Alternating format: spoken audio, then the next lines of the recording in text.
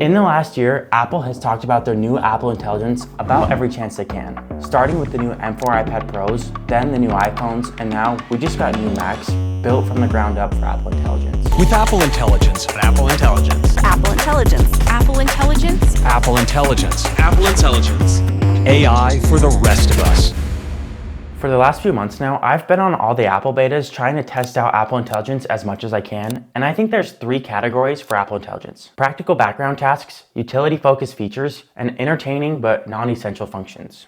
Apple's trying something with Apple Intelligence that no one else has really tried called private cloud compute. When you want to use Apple Intelligence, it'll almost always be on device, keeping your data super secure. But sometimes you'll want to branch out and use some AI features that require your phone to get information from a server. This is when private cloud compute comes in handy. When your Apple device can't quite process a request, it'll send only the data that it needs to a server. But it doesn't just pick a random server. It has to be a server specifically made from Apple and checked by a third party. And these servers are actually so secure that Apple has come out and said they'll give $1 million to anyone that can crack the code and break into one of these servers, but no one's done it yet. The reason why it's so important that nobody can get to your information is because Apple Intelligence can actually get permission to look at everything on your phone, like flight information or text messages. That way, you can ask Siri for things like, when is my dinner reservation? You can also allow Apple Intelligence to have access to things like your messages or emails. That way, if you get a really long text, it'll actually give you a summary of the text so you can read it really quickly and know exactly what the text is talking about.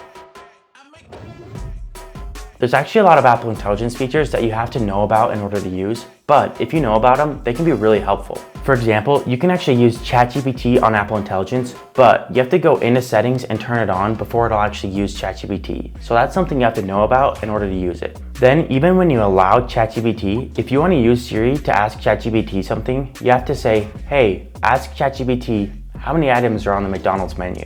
ChatGPT isn't only integrated in Siri, it's integrated in a couple places too, like the Notes app. In the Notes app, you get a new Apple Intelligence button, which will give you some options to fix up your own writing in different ways. Or you can use ChatGPT to write you something completely from scratch. You just have to describe what you want. Something else that could be really useful, but you have to know about it to use, is Visual Intelligence, which is only available on the iPhone 16s. On the iPhone 16 models, you get the camera control, and if you click it, it takes you to the camera app.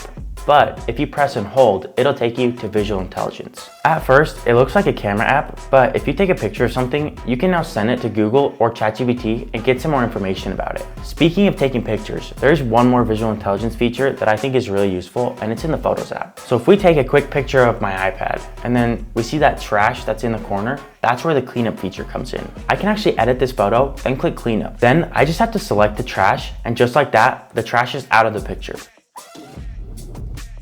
Then we have really cool AI features that I just don't ever see myself using, kind of like the Image Playground app. It's just there, but I'm never actually going to use it. I mess with the Image Playground app for a while, but it just gives you these random images that you'll never really use. Image Playground is this new app that lets you describe a picture and then it'll make the picture for you. Which, I mean, it's cool, but I seriously don't know who's going to use that. They also have this in emojis called Genmojis, which you can go in and describe an emoji and it'll make it for you, which maybe I'll go in and make a couple emojis, but then I know I'm going to forget about it in a few months. They've also got something similar to Image Playground in the Notes app, which maybe is a little more useful, but I still don't really get the point. You draw a picture, then circle it with a magic wand. Then you have to tell AI exactly what you drew and it will remake the picture. I just don't really see the point in drawing something and then going into AI and telling it exactly what you drew so it can make it a little better. It just kind of seems like a waste of time to me, but I guess I just don't really care for those features.